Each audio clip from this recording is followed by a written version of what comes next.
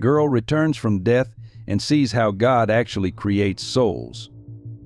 The fluorescent lights of St. Mary's Hospital emergency room buzzed overhead as I cradled my 10-year-old daughter Emma in my arms, her small body limp against my chest. The world around me moved in slow motion, yet everything happened too fast to grasp. "She's crashing," a doctor shouted, her voice piercing through the chaos. "Get her into trauma 1 now." I couldn't let go. My fingers clutched Emma's Blue Star pajamas, the ones she'd insisted on wearing despite the holes in the sleeves. Her chestnut curls were still damp from the lake water, a reminder of the child she'd saved just hours before. "Mr. Carter," a nurse touched my arm gently, "you need to let us help her." Emma's lips had turned blue, her skin pale as morning frost. This wasn't how it was supposed to end. Not after everything, not after all the treatments, the prayers, the promises. "Daddy," she'd said this morning, her green eyes bright with that familiar wisdom. "Sometimes angels have to work overtime. I hadn't understood then. God, how I wish I had." They wheeled her away, leaving me standing in the middle of the emergency room, my clothes soaked with lake water and my daughter's blood. I stumbled toward the hospital chapel, my legs barely supporting my weight. The empty chapel was dim, lit only by flickering candles and the dying light of dusk filtering through stained glass windows. I fell to my knees before the cross. "Please," I whispered, my voice breaking. "She saved that boy. She did your work. Please don't take her. Take me instead. Please, please, please." The chapel remained silent, but somewhere in the distance I heard the soft, unmistakable notes of Amazing Grace drifting through the hospital corridors. Emma's favorite hymn. And then the code blue alarm began to sound. If this opening scene stirred something deep within your soul, there's much more to Emma's extraordinary journey ahead. Join our community of believers and seekers by subscribing. Every story of faith, hope, and divine love deserves to be shared and remembered. My name is Daniel Carter. Before Emma's story unfolds, you need to know who we were before that fateful day at the lake. We were just an ordinary family living in Cedar Grove, a quiet suburb outside Boston, where life moved at its own gentle pace and everyone knew each other's names. I was a high school history teacher, and my wife Lily worked as a pediatric nurse at St. Mary's Hospital. We weren't wealthy, but we had enough: a modest 2-story house with blue shutters, a golden retriever named Max, and a daughter who made everything in our world brighter. Emma was diagnosed with a rare heart condition when she was 3. The doctors gave her 5 years at most, but Emma had always been a fighter. "God's got big plans for me, Daddy," she'd say, her green eyes twinkling with that otherworldly wisdom that sometimes made me wonder if she knew more than we did. Despite her illness, Emma lived more fully than most healthy adults I knew. She had a way of making everyone around her feel special. At the hospital where she spent so much time, the staff called her their little sunbeam. Even on her worst days, when the pain was almost unbearable, she'd find ways to make other patients smile. Lily and I had different ways of coping with Emma's condition. Lily found solace in her faith, spending hours in prayer at St. Michael's Church. I was the skeptic, the one who demanded scientific explanations and second opinions. It caused tension between us, especially on bad days when Emma's health would deteriorate. Daniel, Lily would say, "Sometimes faith is all we have." I'd argue that faith wouldn't fix our daughter's heart, but Emma had her own thoughts on the matter. "Daddy," she told me one evening while we were stargazing from her hospital room, "God doesn't always fix things the way we want. Sometimes He has a better idea." She was only 9 then, but her words carried a weight I couldn't explain. Our home became a testament to Emma's spirit. Her artwork covered the refrigerator, drawings of angels with multicolored wings and stars that seemed to glow on paper. Her room was a sanctuary of hope, filled with books about heaven and miracles, alongside her beloved collection of butterfly specimens. Every butterfly is a reminder that beautiful things can come from dark places, she'd explained to visitors. The community rallied around us in their own ways. Mrs. Henderson from next door would bring her famous chicken soup every Thursday. Emma's classmates would visit with handmade cards and small gifts. Even Dr. Matthews, her primary physician, would sometimes stop by on his day off just to read stories with her. But it was Emma's Hope Club that truly showed her character. She started it in the children's ward, a group where sick kids would write letters to other sick kids, sharing their dreams and fears. "Everyone needs someone who understands," she'd say. The club grew until every child in the ward was either writing or receiving letters. What none of us knew then was how these connections Emma created would become crucial in the months to come. Every letter, every friendship, every small act of kindness was like a thread in a tapestry we couldn't yet see. Each morning, Emma would read from her worn Bible, marking passages with colored tabs. "Look, Daddy," she'd say, pointing to highlighted verses about faith and healing. I'd smile and nod, not believing but wanting to for her sake. The last normal morning we had together, she was sitting at the kitchen table, her legs swinging beneath her chair as she wrote in her diary. "What are you writing, sweetheart?" I asked. She looked up with that mysterious smile of hers and said, "I'm writing about tomorrow, Daddy, and all the tomorrows after that, if only I'd known then what those words truly meant." Little did we know that our ordinary family would become the center of something extraordinary, something that would challenge everything we thought we knew about faith, love, and the thin line between life and death. Emma, our little miracle, was about to show us that sometimes the biggest revelations come through the smallest hearts. But before all that, before the lake and the miracle and the divine tapestry Emma would reveal to us, we were just the Carters, a family trying to make the most of whatever time we had left together, never imagining that time itself had other plans. Emma's connection to faith wasn't like anything I'd ever seen in a child. While other kids her age were watching cartoons, she spent hours in our backyard garden talking to what she called her angel friends. At first, Lily and I thought it was just a child's imagination, but there was something different about the way Emma described these conversations. "Angels have different colors, Daddy," she'd tell me while tending to her butterfly garden. "Some are blue like morning glories, others gold like sunset. They tell me stories about how God weaves souls together." She'd say this with such conviction that sometimes I'd find myself looking over her shoulder, half expecting to see these celestial beings she described so vividly. Despite her chronic illness, Emma had an uncanny ability to sense when others were suffering. There was the time she insisted we stop at Mrs. Peterson's house, an elderly neighbor we barely knew. "She's really sad today, Daddy," Emma said. We discovered Mrs. Peterson had just lost her husband and hadn't told anyone. Emma spent the afternoon making her tea and drawing pictures of butterflies to remind you that beautiful changes can happen even when everything feels dark. In the children's ward at St. Mary's, Emma became known as the little angel. She would sneak extra pudding cups to kids who had tough treatments, tell stories to frightened children before their surgeries, and somehow always knew exactly what to say to grieving parents. The hospital staff would often find her sitting with newly admitted patients, holding their hands and sharing her own experiences with such gentle wisdom that even the most terrified children would calm down. "God gives us special jobs," she explained to me one night after a particularly long hospital stay. "Mine is to help people remember that they're not alone." She had just spent hours comforting a young boy who'd been diagnosed with leukemia, reading to him from her favorite Bible stories until he finally fell asleep. Emma kept a prayer journal, its pages filled with names of people she'd met and their stories. Each night she would read through her list, adding new names and celebrating those who'd gotten better. Prayer is like sending love letters to heaven, she'd say, her small fingers tracing the names she'd written. But it wasn't just her faith that set Emma apart, it was how she lived it. She started what she called her butterfly fund, saving her allowance and birthday money to buy small gifts for other sick children. When I asked her why she didn't want to spend it on herself, she just smiled. "I already have everything I need, Daddy. Some people need reminders that they're special to God." Even the skeptical Dr. Matthews was moved by Emma's influence on his other patients. "In all my years of medicine," he confided in me one day, "I've never seen anyone quite like her. She has a gift for healing not bodies, perhaps, but souls." The most remarkable thing was how Emma seemed to know things she couldn't possibly know. She would often tell people exactly what they needed to hear, share comfort that seemed beyond her years, or predict small events that would later come true. When questioned about it, she would simply say, "The angels told me." One particular incident stands out in my memory. A new nurse, Sarah, had started at the ward, and Emma immediately took to her. "She's carrying a lot of hurt," Emma told me, "but she's going to find her light again." We later learned that Sarah had lost her own daughter to cancer years before.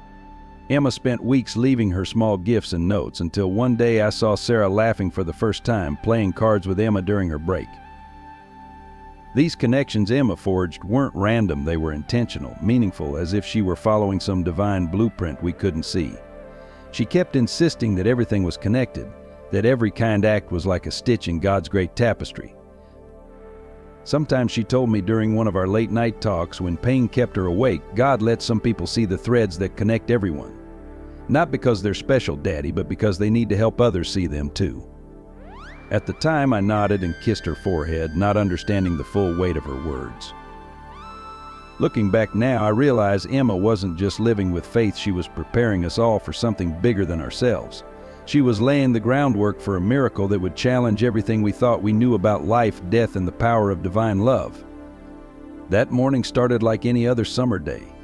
The sun painted our kitchen in warm golden light as Emma sat at the breakfast table, writing in her diary.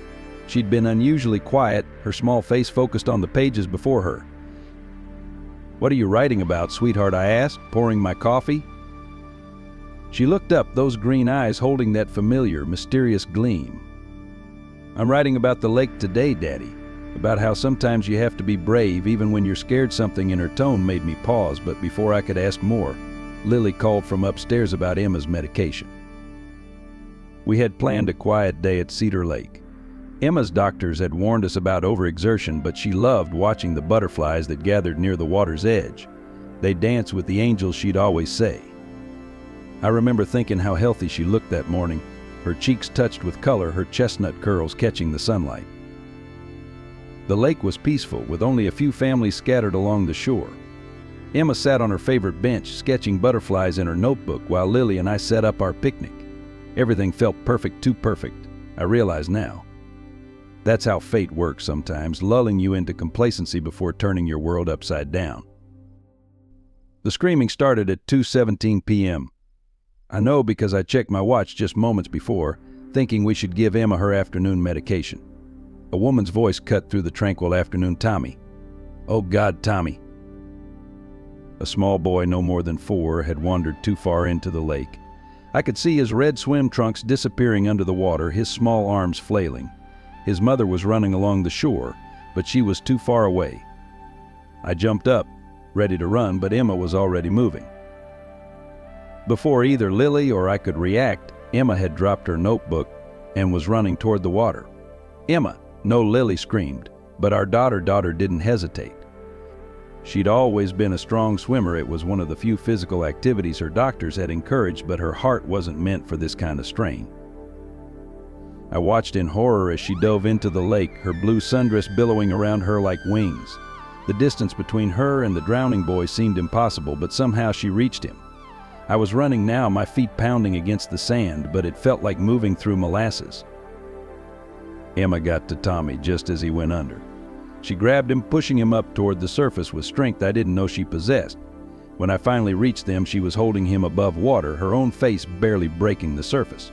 "Take him," she gasped, and I grabbed the boy, passing him to another man who had swum out to help. But when I turned back for Emma, she was sinking. Her face had gone chalk white, her lips turning blue. I caught her just before she went under completely, her small body terrifyingly still in my arms.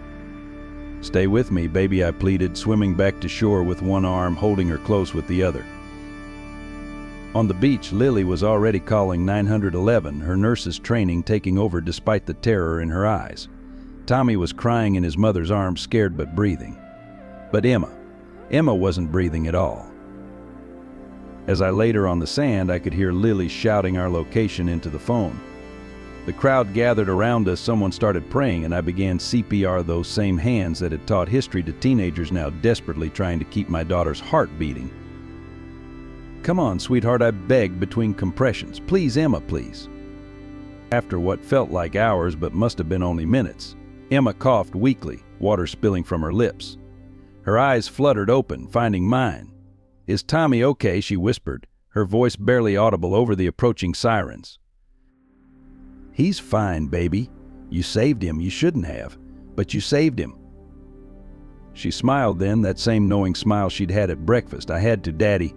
It was one of my special jobs." Then her eyes closed again, her small body going limp in my arms. The paramedics arrived moments later, their efficient movements a blur as they loaded Emma into the ambulance. As they lifted her onto the stretcher, her diary fell from the pocket of her sundress. It fell open to that morning's entry, and I caught a glimpse of her childish handwriting. "Dear God, today I'm going to be brave like you taught me. The angels showed me Tommy in the water. I'm scared, but you said sometimes the biggest love means doing the scariest things. Please help Daddy and Mommy understand later. Love, Emma." Standing there on the beach, watching the ambulance drive away with my wife and daughter, I didn't understand those words. I didn't want to understand them. All I knew was that my daughter's huge heart, her beautiful, damaged, too loving heart might have finally given all it had to give. What I didn't know then was that this was just the beginning of Emma's real story. The days following Emma's rescue of Tommy became a blur of hospital corridors and beeping machines. Our peaceful family life transformed into a desperate vigil at St. Mary's Hospital, where Emma lay in the pediatric ICU, her small body connected to more tubes and wires than I could count. Word of Emma's heroic act spread through Cedar Grove like wildfire. The local newspaper ran a story titled "Angel of Cedar Lake Sick Child Risks Life to Save Another." Tommy's mother, Sarah Mitchell, came to the hospital daily, her eyes red from crying, clutching handmade cards from her son. "He keeps asking about his swimming angel," she told us through tears. The community's response was overwhelming. Our front porch became a makeshift shrine of flowers, stuffed animals, and cards. Emma's Hope Club kids from the children's ward made a massive paper butterfly chain that stretched across her hospital room. But amid this outpouring of support, our family was crumbling. Lily threw herself into her faith with renewed desperation. She spent hours in the hospital chapel, clutching Emma's worn Bible. I found her there one night, tracing Emma's highlighted passages with trembling fingers. She knew. Daniel, Lily whispered. "Look at what she marked." The page was open to John 15:13. "Greater love has no one than this, to lay down one's life for one's friends." My reaction was different. Rage consumed me. I was angry at God, at the universe, at myself for not watching her more closely. During one particularly dark night, I exploded at Dr. Matthews when he suggested we prepare ourselves. "Prepare ourselves," I shouted, my voice echoing through the sterile hallway. "She saved a life. Doesn't that count for anything in your medical textbooks?" The look of pity in his eyes only fueled my anger. The strain began showing in our marriage. Lily and I stopped talking about anything beyond Emma's vital signs and medication schedules. The gap between her faith and my anger grew wider with each passing day. Even Max, our golden retriever, seemed lost, spending hours lying outside Emma's empty bedroom. But Emma, even in her weakened state, continued to work her special magic. During her brief periods of consciousness, she'd ask the nurses to move her bed closer to the window so the other kids can see the butterflies too. She insisted on having her Hope Club letters read to her and would dictate responses in a whisper. One afternoon, a remarkable thing happened. Tommy, the boy she'd saved, was finally allowed to visit. His mother wheeled him in. He was still weak from his near drowning, and the moment he saw Emma, his face lit up. "You're real," he exclaimed. "I thought you were an angel." Emma, barely able to speak above a whisper, smiled and said, "We're all angels sometimes, Tommy. We just have to remember to use our wings." The impact of Emma's act rippled through the community in unexpected ways. The local swimming center started a free lessons program named after her. Churches of different denominations held joint prayer services. Even my students at the high school organized a blood drive in her honor. Dr. Matthews pulled me aside one evening, his usual professional demeanor softened. "In all my years of medicine," he said, "I've never seen anything quite like this. Your daughter's action didn't just save one life, it's changing the entire community." But it was Mrs. Henderson, our elderly neighbor, who put it most poignantly. She came to the hospital with her famous chicken soup and sat with me during one of Lily's chapel visits, you know?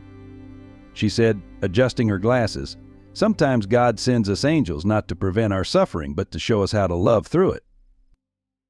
I wanted to dismiss her words as religious platitude, but something stopped me.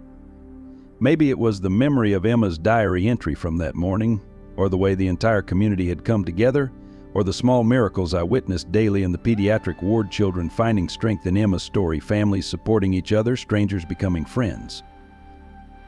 Late one night, as I sat holding Emma's hand, she stirred and opened her eyes. "Daddy," she whispered, "remember what I said about the threads?" I nodded, thinking she was delirious. "Look around," she continued, her green eyes bright despite her weakness. "Can't you see how many new ones there are now?" I looked around the room at the paper butterfly chain, the cards, the photos of smiling children from her Hope Club, Tommy's crayon drawings. For a moment, I thought I could almost see what she meant, how her one act of love had created countless connections, weaving people together in ways I never would have imagined.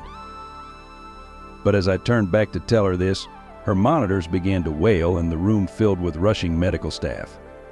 In that moment, I didn't know if these threads she spoke of would be strong enough to hold us together through what was coming. What I did know was that my daughter, my little Emma, had set something in motion that none of us fully understood yet. The moment Emma left us was both the quietest and loudest moment of my life. Quiet because for the first time in days the machines stopped their relentless beeping. Loud because the silence that followed was deafening, filled with the sound of my own heart shattering. It happened at dawn, that gentle time when night reluctantly gives way to day. Emma had been peaceful for hours, her breathing shallow but steady.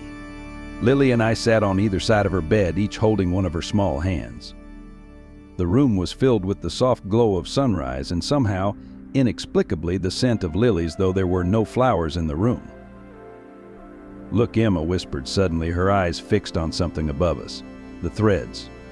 They're so beautiful." Her face lit up with that familiar, knowing smile. "Daddy, Mommy, can you see them? They're like golden light, weaving everything together." Lily squeezed her hand. "What do you see, sweetheart?" "Angels," Emma replied, her voice growing stronger for a moment.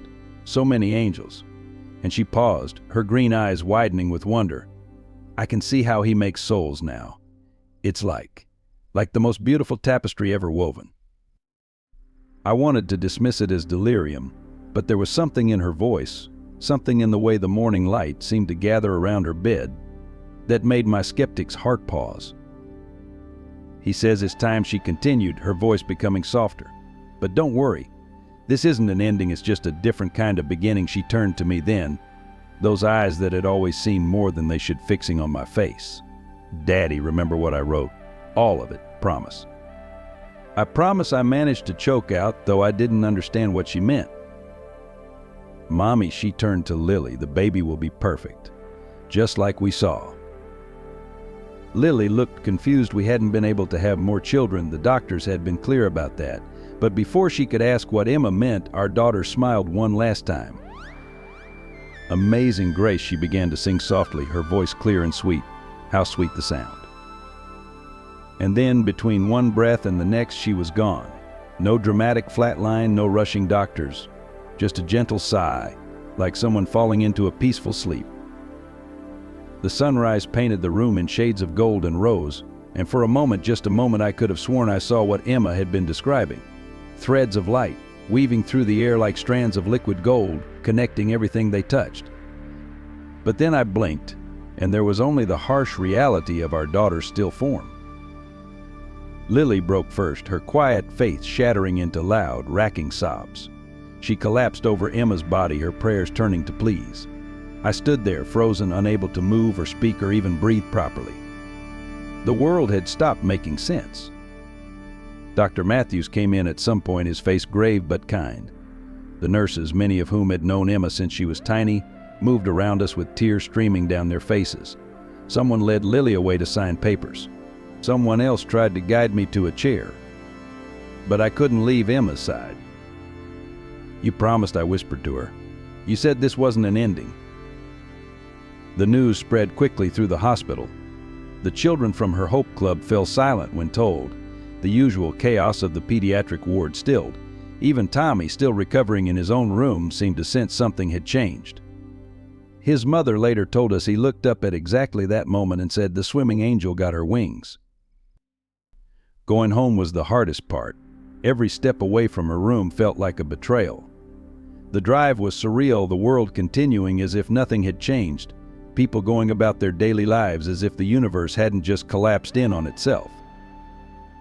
Our house was exactly as we'd left it that day at the lake.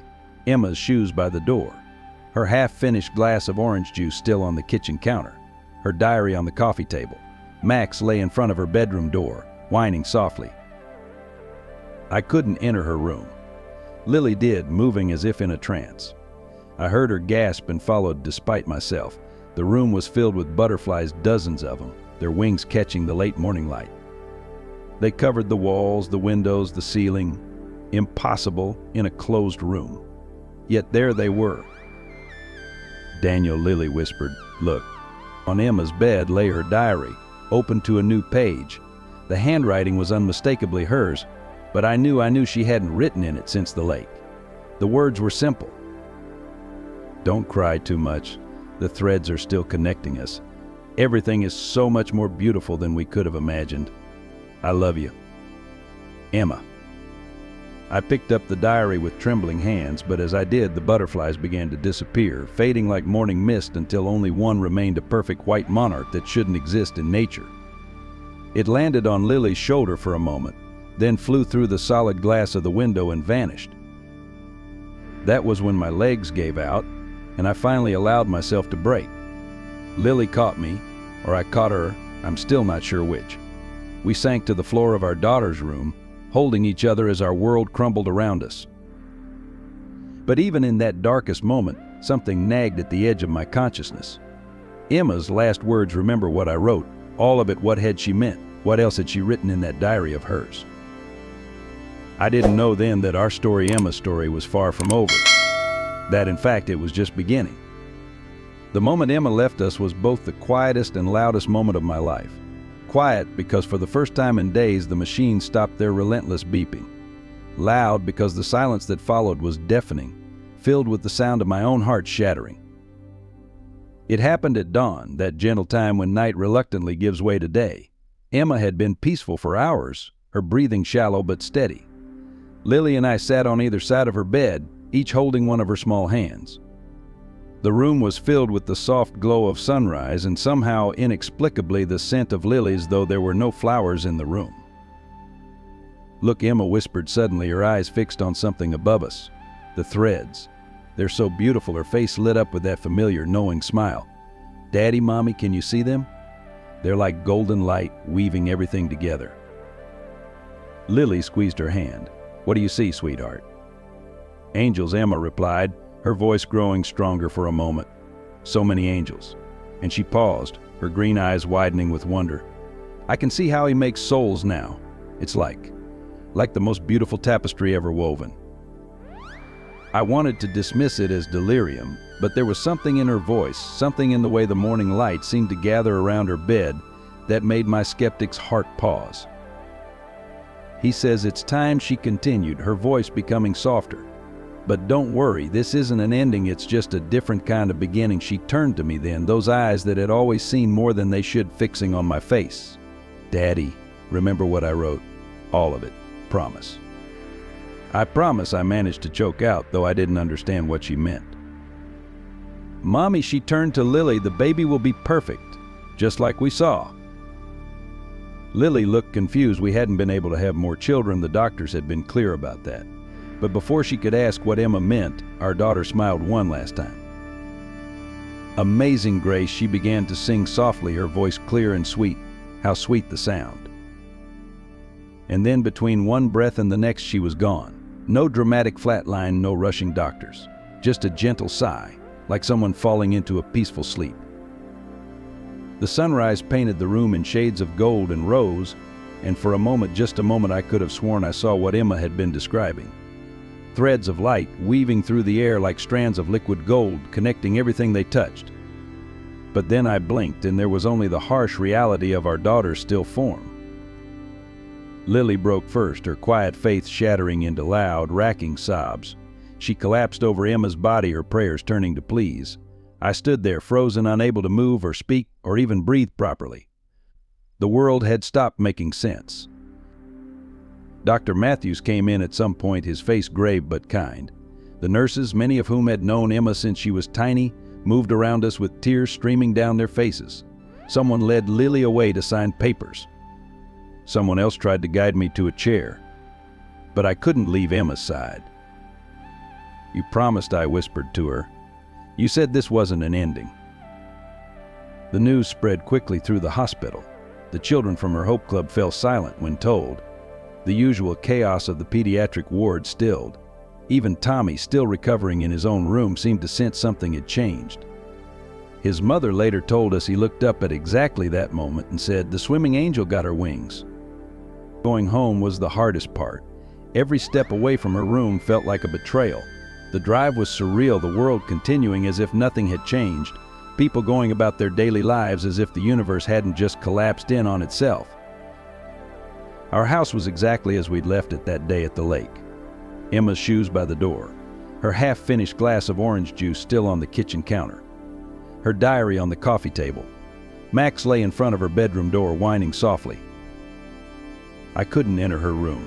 Lily did, moving as if in a trance. I heard her gasp and followed despite myself. The room was filled with butterflies, dozens of them, their wings catching the late morning light. They covered the walls, the windows, the ceiling. Impossible in a closed room. Yet there they were. "Daniel," Lily whispered, "look." On Emma's bed lay her diary, open to a new page. The handwriting was unmistakably hers, but I knew she hadn't written in it since the lake. The words were simple. "Don't cry too much. The threads are still connecting us. Everything is so much more beautiful than we could have imagined. I love you, Emma." I picked up the diary with trembling hands, but as I did, the butterflies began to disappear, fading like morning mist until only one remained, a perfect white monarch that shouldn't exist in nature. It landed on Lily's shoulder for a moment, then flew through the solid glass of the window and vanished. That was when my legs gave out and I finally allowed myself to break. Lily caught me, or I caught her, I'm still not sure which. We sank to the floor of our daughter's room, holding each other as our world crumbled around us. But even in that darkest moment, something nagged at the edge of my consciousness. Emma's last words, remember what I wrote.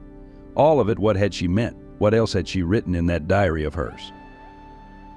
I didn't know then that our story, Emma's story, was far from over. That, in fact, it was just beginning. 3 nights after we laid Emma to rest, I sat alone in my study, drowning my grief in whiskey and memories. Lily had finally fallen asleep, exhausted from days of crying. The house felt impossibly empty, even with Max's occasional whimpers from Emma's room, where he'd refused to leave. The first sign that something was different was the scent, that same inexplicable fragrance of lilies that had filled Emma's hospital room. Then came the sound of her laughter, distant at first, like an echo from down a long hallway. I blamed the whiskey, my grief-addled mind playing tricks on me. "Daddy." Her voice was clear as crystal, exactly as I remembered it. I froze, the glass halfway to my lips, afraid to turn around, afraid to hope, afraid to find nothing there. "Daddy, look at me, please." I turned slowly, and there she was. Emma stood in the doorway of my study, wearing her favorite blue sundress with the butterfly pattern. She wasn't transparent like ghosts in movies. She seemed solid, real, except for a soft golden light that seemed to emanate from within her. "You're not real," I whispered, my voice hoarse. "You can't be." She smiled that familiar, knowing smile. "I'm as real as the threads that connect us, Daddy. More real than I've ever been." She moved closer, and I felt that same warmth I'd experienced in the hospital room. "I promised this wasn't an ending, remember?" I reached out instinctively, but my hand passed through her form. The warmth remained, but there was nothing solid to touch. "Emma," I choked out. "I don't understand. Why? How?" "He sent me back," she said simply, "to help you understand about the tapestry, about how everything is connected, about why things had to happen the way they did." She moved to the window, and as she did, I saw something extraordinary. Golden threads of light seemed to trail behind her, connecting her to everything she passed. They pulsed with a gentle rhythm, like heartbeats. "Remember my diary?" she asked. "The one you haven't been able to open since that day in my room?" I nodded. The diary sat on my desk, untouched since the mysterious message had appeared in it. "You need to read it, Daddy, all of it. I wrote down everything the angels told me was coming. About Tommy in the lake. About Mommy's miracle. About the work you and Mommy need to do." "Work?" I asked, my mind struggling to comprehend. "What work?" Emma's face grew serious.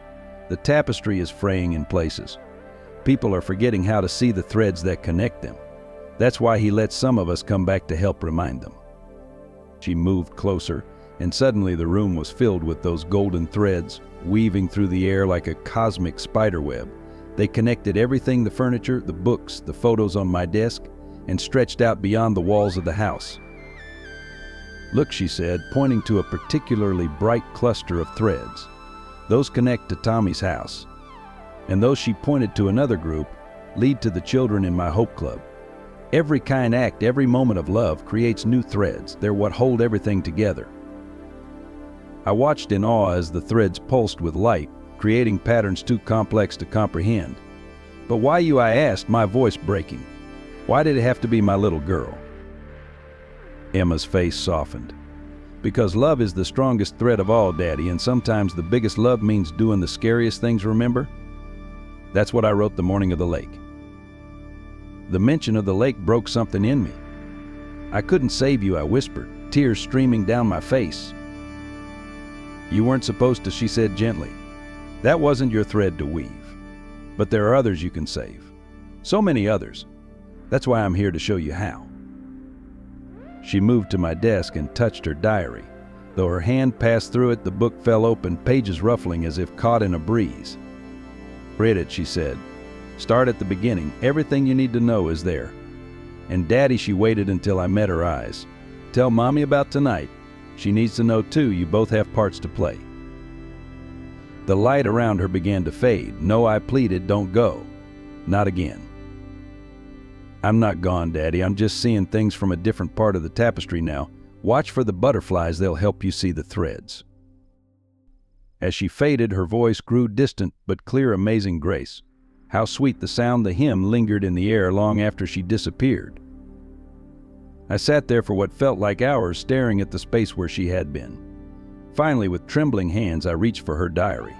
As I opened it, a single white butterfly, impossible in the closed room, landed on the first page. The entry was dated 3 months before the lake incident. "Dear God, the angel showed me today what's coming. I'm scared, but they say sometimes the biggest love means doing the scariest things. They showed me Tommy in the lake and what I'll have to do. They showed me Mommy's miracle baby too, the one that will come after. And they showed me the work Mommy and Daddy will do, helping people see the threads again. Please help them understand when it's time. Love, Emma."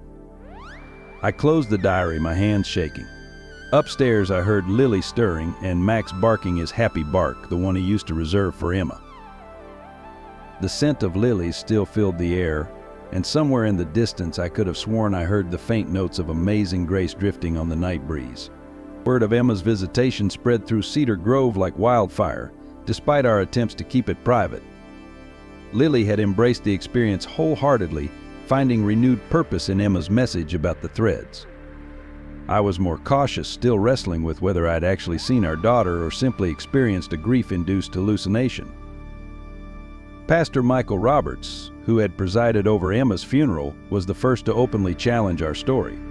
He requested a meeting at his office in St. Michael's Church, the same place where Emma used to attend Sunday school. "Mr. Carter," he began, his lined face stern beneath his silver hair, "I understand you're going through unimaginable pain, but claiming your daughter has returned from the dead, well, it's causing quite a stir in our community." "I'm not claiming anything," I defended, sitting stiffly in the hard wooden chair. "I'm simply sharing what I experienced." He leaned forward, folding his hands on his desk. "Daniel, you were drinking that night. Grief can make us see what we desperately want to see." She knew things, Pastor. Things written in her diary months before they happened. About Tommy in the lake, about lilies. I stopped, not ready to share Emma's prophecy about a future sibling. "The mind is powerful, especially in grief," he replied. "You're interpreting coincidences through the lens of loss." The conversation grew more heated when Lily arrived, having sensed my distress. She brought Emma's diary, trying to show him the prophetic entries, but he refused to look. "Mrs. Carter," he said, his voice carrying that pastoral tone of gentle correction, "I've served this community for 30 years. I've seen what grief can do to people. These visitations you described, they're not biblical. They're not natural." Lily stood up, her voice trembling but firm. Neither is a bush that burns but isn't consumed, Pastor Roberts. Neither is a man walking on water or rising from the dead. Since when does God need our permission to perform miracles? The news spread beyond our small town. Local media picked up the story, painting us either as grief-stricken parents who'd lost touch with reality or as witnesses to a modern miracle, depending on their angle.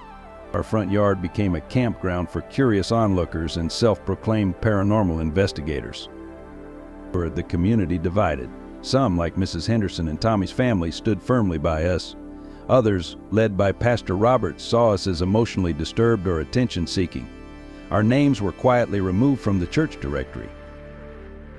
The children from Emma's Hope Club, however, began sharing their own stories. Katie, a 7-year-old leukemia patient, claimed Emma had visited her during a particularly difficult night of chemotherapy. She showed me the golden strings Katie insisted. They made the pain less scary. Dr. Matthews found himself caught between his medical training and what he was witnessing. I can't explain it, he admitted during one of our many conversations. But there's something happening here that science alone can't account for. The tension came to a head during a town hall meeting called to address the disruption our story was causing. Pastor Robert stood at the podium, Bible in hand, ready to denounce what he called our dangerous delusions. But before he could speak, something extraordinary happened. The hall filled with butterflies, hundreds of them, all pure white, appearing seemingly from nowhere.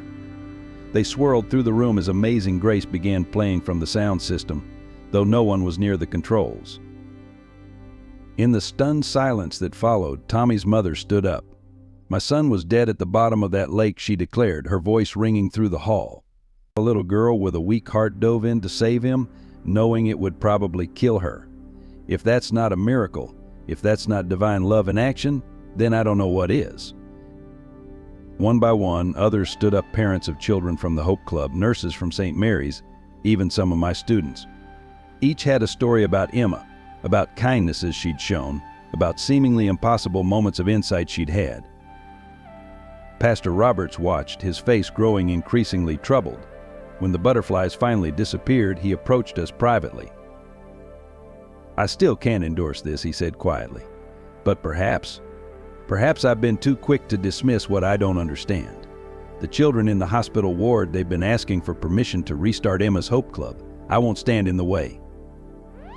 As we left the hall that evening, I noticed something I hadn't seen before: faint golden threads connecting everyone who had stood up to share their stories.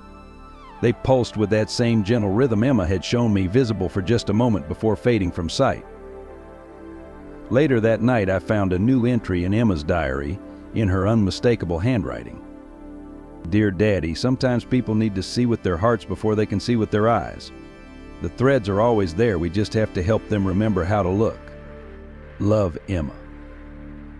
I showed it to Lily, who smiled through her tears. "She's teaching us," she said softly, "just like she always did." That night marked a turning point in how Cedar Grove viewed our story. While not everyone believed, there was a new respect for the mystery of it all. Even Pastor Roberts, though he never publicly endorsed our experience, began ending his sermons with a new phrase: "God's tapestry is larger than our understanding of it."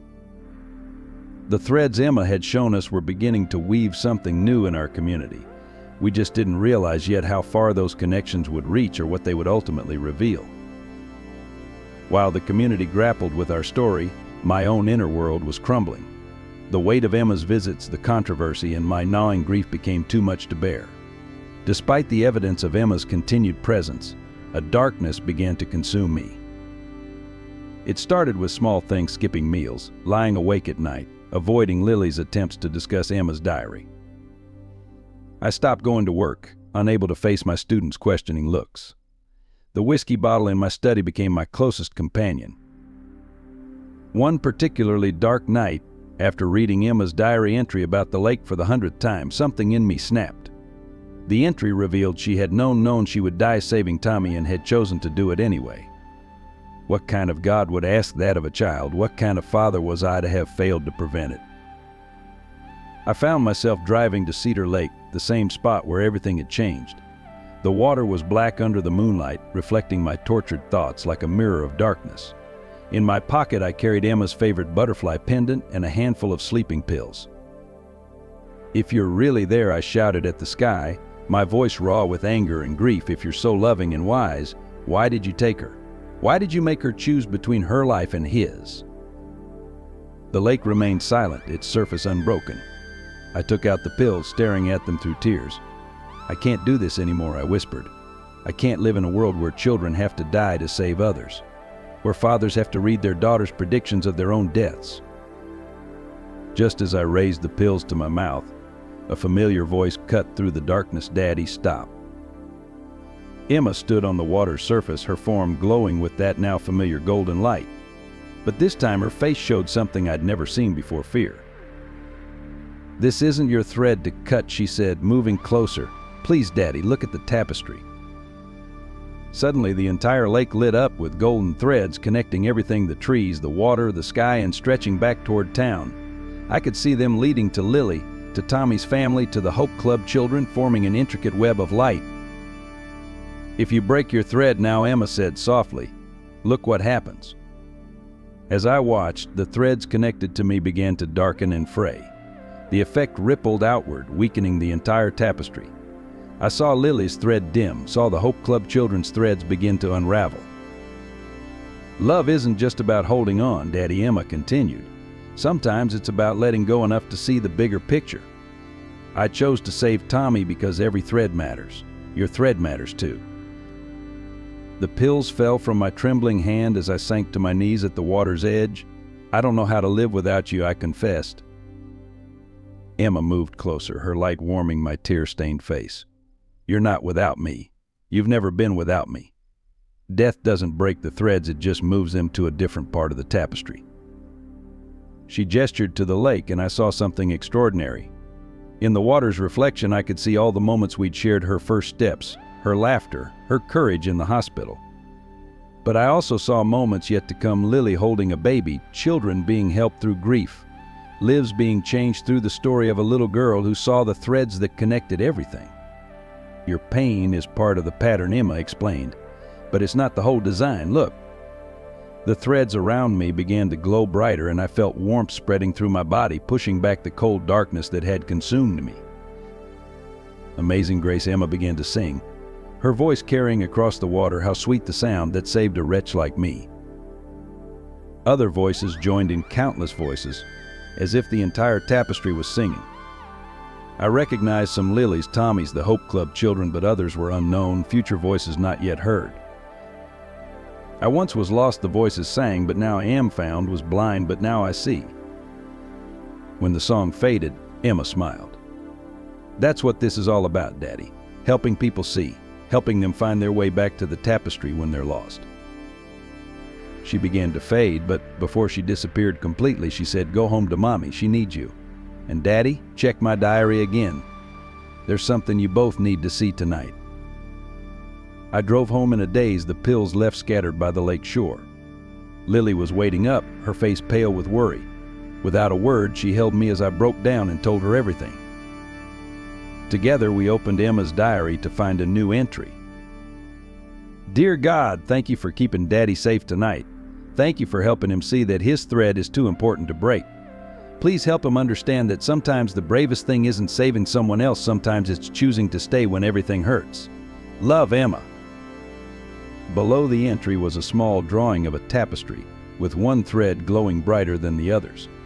Next to it, Emma had written, your thread, Daddy, strong enough to hold on even in the dark. That night marked my own turning point. The darkness didn't disappear completely, grief never really does, but I began to see it differently. Each moment of pain was a thread connecting me to others who suffered, each tear a reminder of the love that made the grief possible. I poured out the whiskey the next morning. It was time to start weaving my own part of the tapestry, time to help others see what Emma had shown me, that even in our darkest moments, we're never truly alone. The threads are always there, connecting us all. Sometimes we just need a little help remembering how to see them. A month after my night at the lake, Emma appeared again, but this time it was different. Lily and I were both in Emma's room, sorting through her things for the Hope Club children, when the air suddenly filled with that familiar warmth and the scent of lilies. Don't turn around yet, Emma's voice came from behind us. I want to show you something first. The room filled with golden light, but unlike her previous visits, this time it was accompanied by what looked like streams of colored threads floating in the air, each pulsing with its own unique rhythm. "Now look," she said softly. When we turned, Emma stood there, but she wasn't alone. Behind her, stretching into infinity, was what looked like an enormous loom of light. Countless threads of different colors wove through it, creating patterns too complex for the human mind to comprehend. "This is how he does it," Emma explained, her voice filled with wonder. "This is how souls are made and connected. Watch." As we stood transfixed, we saw what appeared to be a new soul being woven into existence. God's hands, made of pure light, took threads of different colors and qualities, weaving them together with infinite care and precision. "Each thread represents something different," Emma continued. "The gold ones are for love, the blue for wisdom, the red for courage. Some threads are for joy, others for sorrow, some are for strength, others for gentleness. Every soul is a unique combination." We watched as the new soul took shape, glowing with its own inner light. But that's not all Emma said. "Look closer." As we did, we saw that each new soul was connected to countless others through these threads, creating an infinite tapestry of relationships and connections. "This is why everything we do matters," Emma explained. "Every kind word, every loving action, every moment of courage or compassion creates new threads in the tapestry. And sometimes," she paused, looking at us meaningfully, "sometimes a soul has to leave early to help others see these connections." Lily gasped softly, tears streaming down her face. "You knew all along?" Emma nodded. "He showed me my part in the tapestry long ago. That's why I wrote everything down. The threads of my story needed to connect with Tommy's, and then with yours, and then with so many others." She moved closer to the loom, pointing to a particularly bright section. "See these threads? They're the ones created by the Hope Club. And these," she indicated another cluster, "are from all the people who've been helped by my story. Every thread matters, every connection serves a purpose." I found my voice at last. "But why show us this now?" Emma's face grew serious. "Because it's time for you to understand your own parts in the tapestry. Daddy, remember when you almost broke your thread at the lake? Look what's happened since then." The loom shifted, showing how my thread had strengthened and connected to others who were struggling with grief and loss. Each connection glowed with its own light. And Mommy Emma turned to Lily. "Your thread is about to create something beautiful. Remember what I told you in the hospital?" Lily's hand went instinctively to her stomach, though we hadn't confirmed anything yet. "But there's more," Emma continued. "The tapestry is fraying in places. People have forgotten how to see the threads that connect them. That's why he sometimes lets souls like me come back to help remind them." She waved her hand, and we saw dark spots in the tapestry where threads had grown weak or broken. These are where people have lost hope, lost their sense of connection. Your job, both of you, is to help repair these places. The vision began to fade, but before it did, Emma showed us one last thing, a glimpse of the future. We saw a center filled with people learning to see their own threads, children healing from loss, families reconnecting, all woven together in patterns of light. "That's what the Hope Club will become," Emma said. "A place where people learn to see the threads again. But first, you needed to see how it all works, how every soul is connected, how every life touches countless others." As the vision faded, Emma's form began to shimmer. "I have to go now, but remember, this isn't about loss. It's about connection. It's about helping others see what's been there all along." Before she disappeared completely, she turned back one last time. "Oh, and Mommy, it's a girl. Her thread is already being woven." In the silence that followed, Lily and I stood holding each other, our minds struggling to comprehend what we'd witnessed. On Emma's bed, her diary lay open to a new page. "Dear God, thank you for letting me show them the loom today. Thank you for letting them see how you weave souls together. Please help them remember that every thread matters, even the ones that seem broken or lost. And please help them understand that love is the strongest thread of all. Love. Emma." As we read those words, a single white butterfly appeared, landing on the page, and somewhere in the distance we heard the faint strains of Amazing Grace drifting on the evening breeze. The tapestry of souls, we had seen it. Now we had to help others see it too. The day after Emma showed us the divine loom, I finally found the courage to read her diary from cover to cover. What we discovered inside left us breathless. The diary wasn't just a collection of childhood thoughts, it was a detailed roadmap of everything that had happened and everything that was yet to come. Sitting at our kitchen table with Lily beside me, I opened to the first entry, dated exactly 1 year before the lake incident. Dear God, the angels showed me something today. They said I need to write everything down so Daddy and Mommy will understand later. They showed me the tapestry of souls and my thread in it. It's beautiful, but it makes me a little scared too. Please help me be brave. Page after page revealed prophecies written in Emma's childish handwriting. She had documented everything: Tommy's near drowning, my crisis at the lake, the butterflies at the town hall meeting. But there was more, so much more. Dear God. One entry read, today the angels showed me the center that Mommy and Daddy will build. They said it will help people see their threads again. They showed me children healing and grown-ups remembering how to hope. The angels say it will be called Emma's Light, but I think that's a silly name. Can't we call it something else? Lily laughed through her tears at that one, so perfectly Emma, concerned about the name even in a divine vision. The most stunning entries were about her own death. 3 months before the lake incident, she had written, Dear God, the angel showed me Tommy today. He's going to need help at the lake. It will hurt, and Mommy and Daddy will be very sad. But the angels say it's how my thread needs to be woven. They say sometimes the biggest love means doing the scariest things. I'm trying to be brave like Jesus was brave. As we read, we began finding small items tucked between the pages, drawings of the tapestry, pressed butterflies, and letters addressed to different people for specific dates. There was one for Tommy's 16th birthday, another for Lily's first Mother's Day after the new baby, even one for Pastor Robert's marked open when you're ready to see the threads. But the most extraordinary discovery came near the end of the diary. Emma had created a detailed map of what she called frayed places, locations where the tapestry of souls was weakening. Next to each location, she had written specific instructions about how to help repair the threads. The homeless shelter on Pine Street, one note read, the threads are very thin there. People need to remember they're connected. Start with hot soup on Thursdays. The angels say soup helps people feel loved. Another entry specified the children's ward needs a butterfly garden. When people watch butterflies, they can sometimes see the threads too. Make sure to plant white lilies, they help the angels come through. The final pages of the diary contained something we hadn't expected: detailed drawings of a building, complete with room layouts and specific instructions. It was the center she had mentioned, the one we were meant to build. It needs lots of windows, she had written. The threads show up better in natural light. And there should be a special room just for children to talk to angels. The angels say some children can see the threads naturally, but they forget how as they grow up unless someone helps them remember. The last entry was dated the morning of her death. Dear God, it's time. The angels say my thread will be woven differently after today, but that's okay. Daddy and Mommy will be sad for a while, but they'll understand when they see how beautiful the tapestry is. Please help them remember that love doesn't end, it just changes patterns. P.S. Tell Mommy the baby will love butterflies too.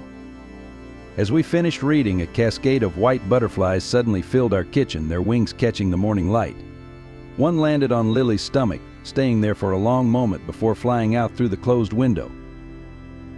That evening, we found one final message written in golden light across the diary's last page. The threads are ready. Time to begin weaving. Love always, Emma. We sat in stunned silence, the weight of what we'd discovered settling over us. Emma hadn't just left us a diary, she'd left us a mission, a purpose, a way to transform grief into something beautiful and meaningful. Lily touched the diary gently. She knew everything, Daniel, every step of this journey. And she chose it anyway, I replied, finally understanding the true depth of our daughter's courage and love. The diary became our blueprint, our guide for what was to come. Each prophecy, each instruction, each carefully preserved message was another thread in the tapestry. Emma had shown us a tapestry we were now meant to help others see. We just didn't realize then how many lives would be transformed by what we'd found in those pages, or how many threads would be rewoven through the legacy of a little girl who could see the patterns that connected us all. The crisis came 6 months after we discovered Emma's diary. Tommy, now 5 years old, was rushed to St. Mary's Hospital with a mysterious illness that had doctors baffled. His temperature soared to dangerous levels, and his body began shutting down exactly as Emma had predicted in an entry we hadn't fully understood. Dear God, Tommy will need help again. Not at the lake this time, but in the white room with machines. The threads will try to break, but they can't, they're too important. Sarah Mitchell called us in tears. The doctors say they're losing him, she sobbed over the phone. They don't know what's wrong. Please come. He keeps asking for his swimming angel. When we arrived at the hospital, the scene was heartbreakingly familiar. The same ICU where we'd lost Emma, the same beeping machines, the same antiseptic smell. Tommy lay small and pale against the white sheets, his normally energetic body terrifyingly still. Dr. Matthews met us outside the room, his face grave. We've tried everything, he said. His organs are failing and we don't understand why. There's no infection, no virus we can detect. It's as if his body is just giving up. I pulled Emma's diary from my coat pocket, finding the entry she'd written about this day. The instructions were clear but seemed impossible. The threads need to be reconnected in the same place they first joined. Daddy needs to bring my butterfly pendant to Tommy, the one I was wearing at the lake. Lily squeezed my hand. We'd kept Emma's butterfly pendant in a box by her bed, unable to part with it. Now we understood why. Inside Tommy's room, Sarah sat clutching her son's hand, singing softly Amazing Grace of all songs. The moment we entered, the room's temperature dropped dramatically, and that familiar scent of lilies filled the air.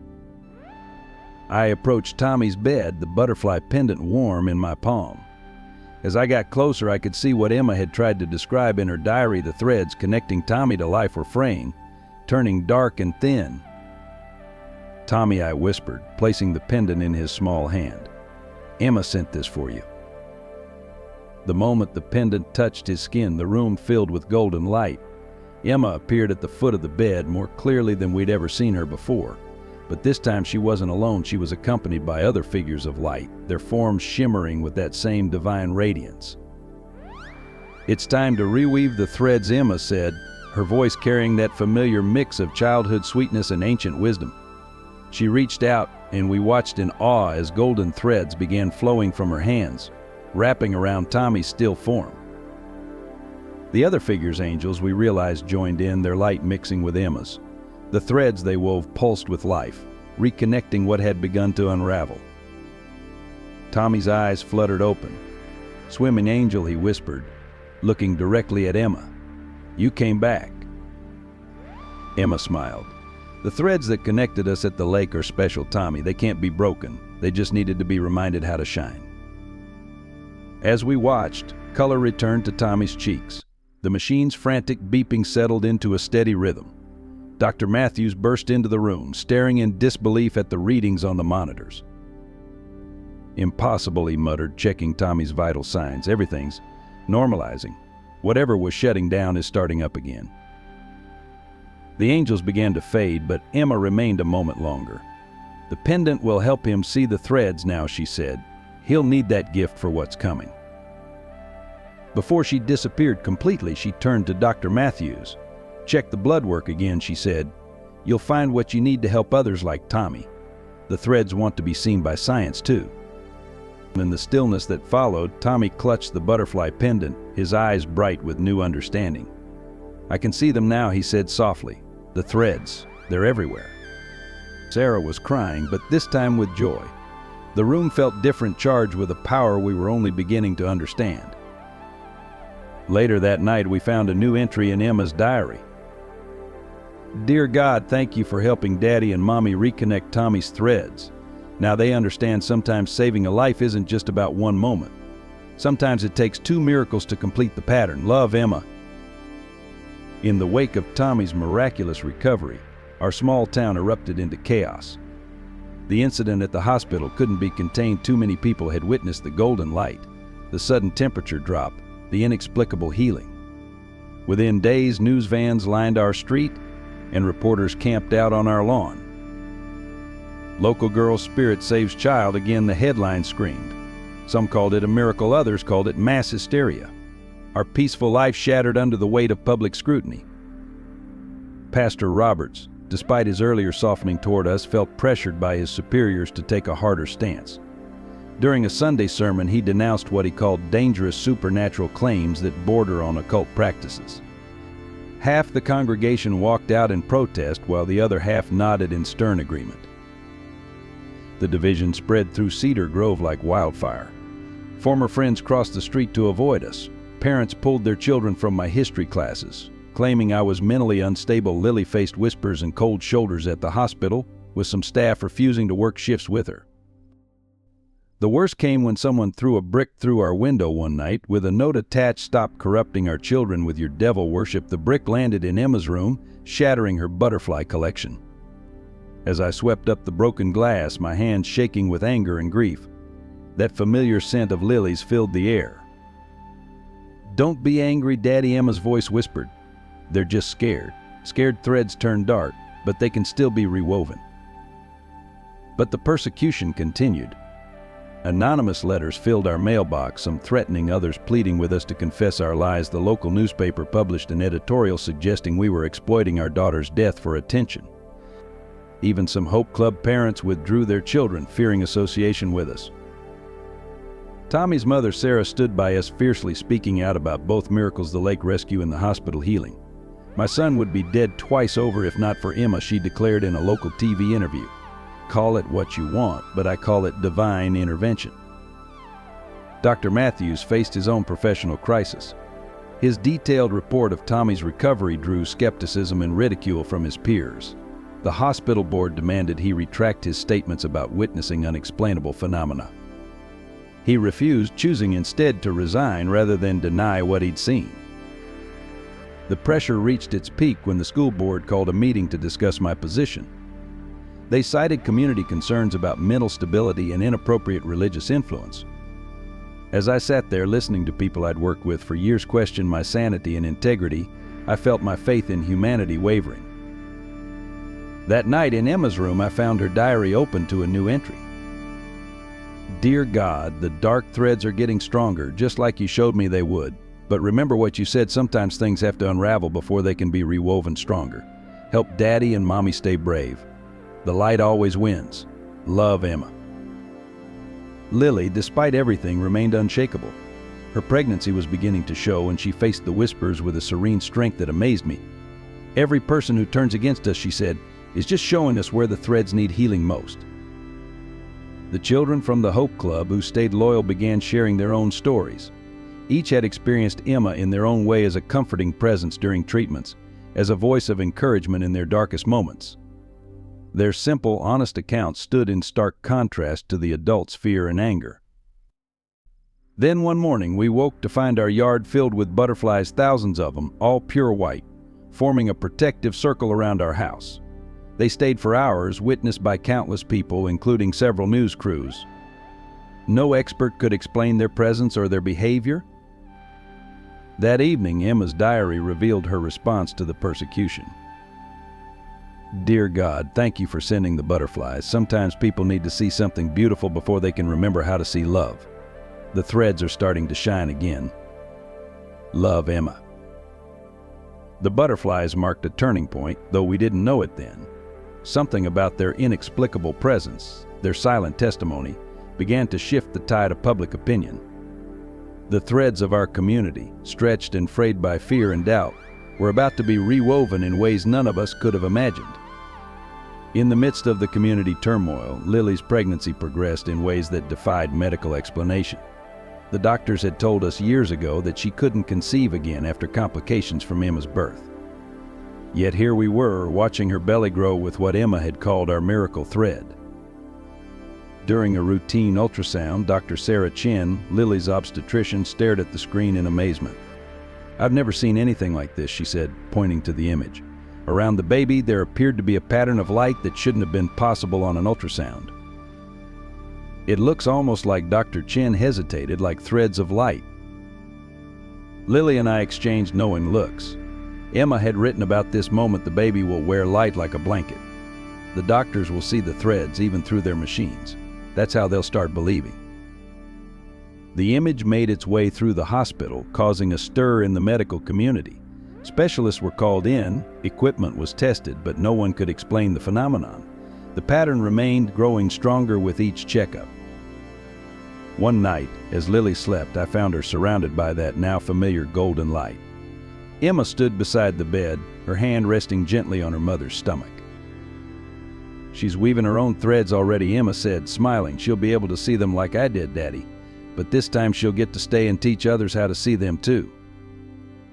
The pregnancy itself became a source of healing in our community. Those who had doubted our story couldn't deny the medical impossibility of Lily's condition, nor the strange lights that appeared in every ultrasound. Dr. Chen, initially skeptical of our experiences, became one of our strongest advocates after witnessing unexplainable events during Lily's checkups. "The machines turn on by themselves," she reported. "The room fills with the scent of lilies. And sometimes, just sometimes, I swear I can hear a child singing Amazing Grace." During one particularly memorable appointment, the entire maternity ward was filled with white butterflies, appearing inside the sealed hospital building. They surrounded Lily as she walked down the hallway, their wings creating patterns of light that everyone could see. Emma's diary had prepared us for this too. The butterflies will come to welcome their new sister. Everyone will see them this time because sometimes people need to see magic with their own eyes before they can believe in miracles. As Lily's due date approached, more strange and beautiful occurrences followed. The nursery we prepared would fill with soft golden light in the middle of the night.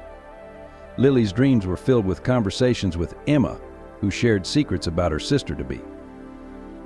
"She'll be born during a butterfly migration," Lily told me one morning after such a dream. "Emma says it's so everyone will remember that beautiful things can happen even after the darkest times." The medical staff began keeping a record of the unprecedented events surrounding the pregnancy.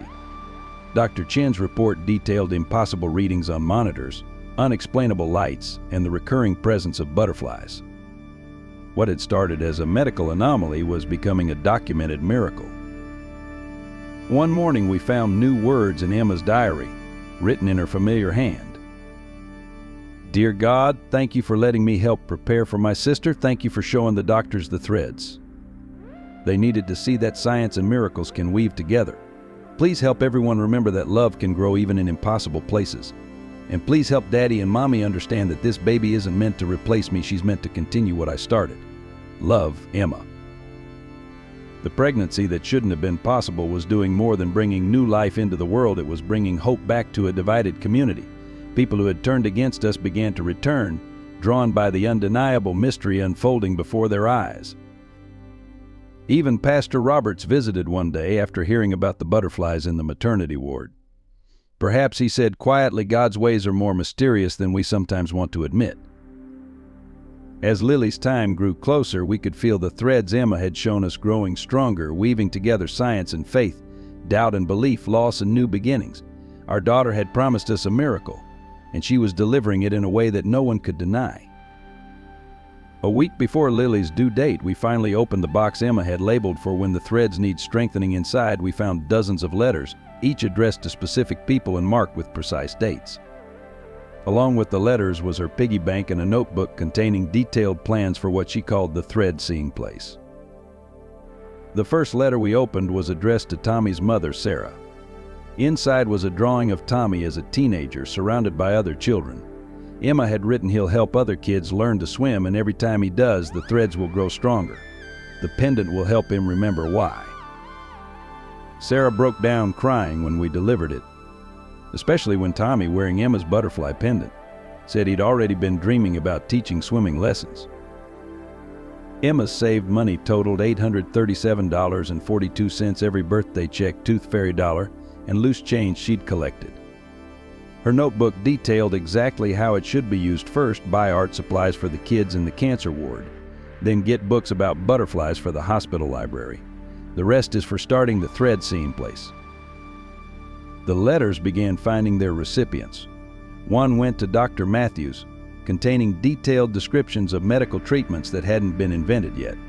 The threads can show us how to heal she'd written. You just have to learn to read them like a doctor reads charts. Another letter went to Pastor Roberts, arriving the day after he'd questioned his faith during a crisis of conscience. Emma's words spoke directly to his doubts. Sometimes God's love looks different than we expect. That's why he gives us so many ways to see it, through science, through nature, through each other. Each letter seemed to arrive exactly when it was needed most. A nurse received hers the day she considered quitting. A teacher found his when his class was at its most challenging. Even the person who had thrown the brick through our window received one.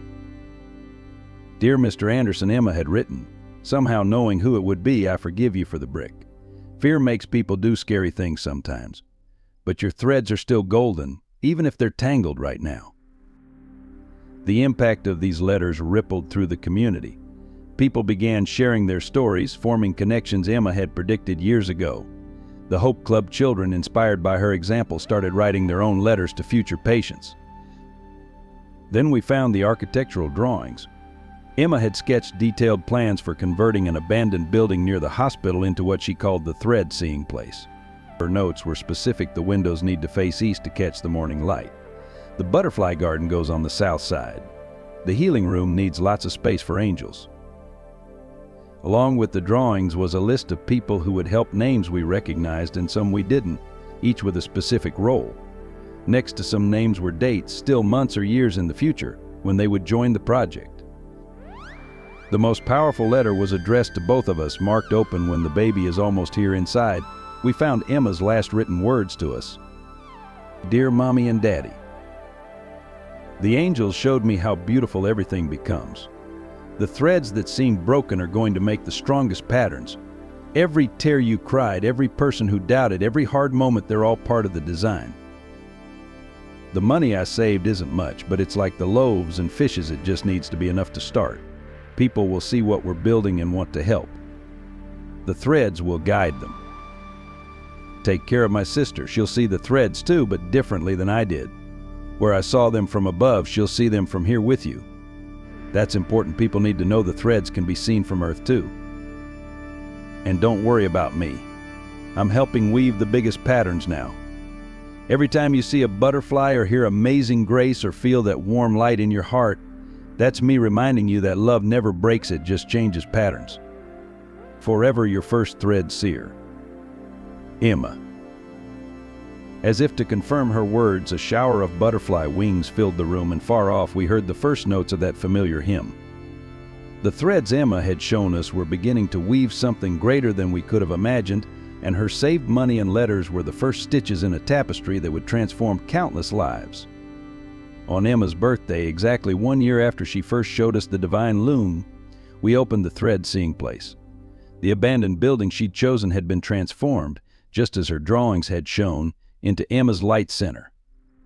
The renovation itself was a miracle of community collaboration. Contractors donated services, artists painted murals of butterflies and golden threads, and even those who had once doubted us came to help. The opening ceremony occurred during the predicted butterfly migration. Thousands of white monarchs surrounded the building as Pastor Roberts, standing beside Dr. Matthews, cut the ribbon. Today, he announced, we celebrate how love can weave science and faith together into something beautiful. The center was everything Emma had envisioned. The east-facing windows filled each room with morning light that seemed to shimmer with golden threads. The butterfly garden, planted exactly as she'd specified, attracted both butterflies and people seeking peace. The healing room, with its high ceilings and soft light, became a sanctuary where countless people would later report seeing angels. Tommy, now 6, was the first to lead a children's session, teaching other kids how to recognize the threads Emma had shown him. They're everywhere, he'd explain, holding her pendant. You just have to remember how to see with your heart first. Dr. Matthews established a research wing where he began documenting cases of unexplainable healings and connections. We're building a bridge, he'd say, between what science can measure and what the heart knows is true. The Hope Club found its permanent home in a bright corner room, where children with serious illnesses could connect with others who understood their journey. Emma's letters, carefully preserved, became a source of guidance and inspiration for the staff. On that opening day, As people toured the center, many reported experiencing exactly what Emma had predicted: warmth like summer sunlight, the scent of lilies, and the distinct feeling of being wrapped in threads of golden light. Even the most skeptical visitors couldn't deny the sense of peace that pervaded the building. The local newspaper, which had once questioned our sanity, ran a front-page story titled "Emma's Legacy," where science meets spirit. The article detailed the impossible predictions that had come true and the growing number of documented miraculous events. As the sun set on that first day, Lily stood in the garden, her hand resting on her very pregnant belly, while I read Emma's final diary entry about the center. "Dear God, thank you for showing me how all the threads would come together. The center isn't just a building, it's a place where broken threads can be rewoven, where people can remember how to see your light in everything. Please help them understand that sometimes the most beautiful patterns come from the most painful breaks. Love, Emma." Just then, a single white butterfly landed on Lily's stomach, and through the open windows came the sound of children singing "Amazing Grace." The threads Emma had shown us were no longer just visible to us, they were becoming visible to everyone who walked through those doors. Grace Emma Carter was born during the peak of the butterfly migration, just as her sister had predicted. The delivery room at St. Mary's filled with impossible light as she entered the world, and every monitor in the maternity ward played "Amazing Grace," though none were turned on. Dr. Chen, who delivered her, swears she saw threads of golden light guiding the baby into the world. "In all my years of medicine," she said, "I've never seen a birth like this. It was as if the whole room was filled with love made visible." Our new daughter arrived with eyes the same shade of green as Emma's, and a birthmark in the shape of a small butterfly on her shoulder. As she let out her first cry, white butterflies appeared inside the sealed hospital room, dancing around her like a blessing. Lily held her close, tears streaming down her face, and whispered, "Hello, Grace. Your sister's been waiting for you." That night, Emma appeared one last time, standing beside Grace's hospital bassinet. Her form was clearer than ever before, the golden light around her pulsing with joy. "She'll see them differently than I did," Emma said, gently touching Grace's cheek. "I saw the threads from God's loom, but she'll see them here on earth. Both ways of seeing are important." She turned to us, her smile radiant. "My part of the tapestry is complete now. Grace will continue the pattern, but in her own way. And now you can see too, can't you?" We could. The threads were visible everywhere, connecting the hospital staff who had become our family, linking to the center where people were learning to see, stretching out to touch every life Emma had influenced. Remember, Emma said, "Beginning to fade, love never breaks. It just changes patterns." As she disappeared, her diary opened to its final page, where new words appeared in golden light. "Dear God, thank you for letting me help weave this pattern. Thank you for giving me the best parents who learn to see your threads even through their tears. Thank you for sending Grace to help them continue the work. And thank you for showing me that even the smallest thread of love can change the whole tapestry. Please help them remember that I'm not really gone, I'm just weaving from a different angle now. Help them see me in every butterfly, hear me in every hymn, and feel me in every act of love that connects your children to each other. The pattern is complete now, but it's also just beginning. That's the beauty of your tapestry, it never truly ends. All my love forever and always, Emma." Grace grew into her name, displaying from her earliest days an ability to see and understand the connections between people.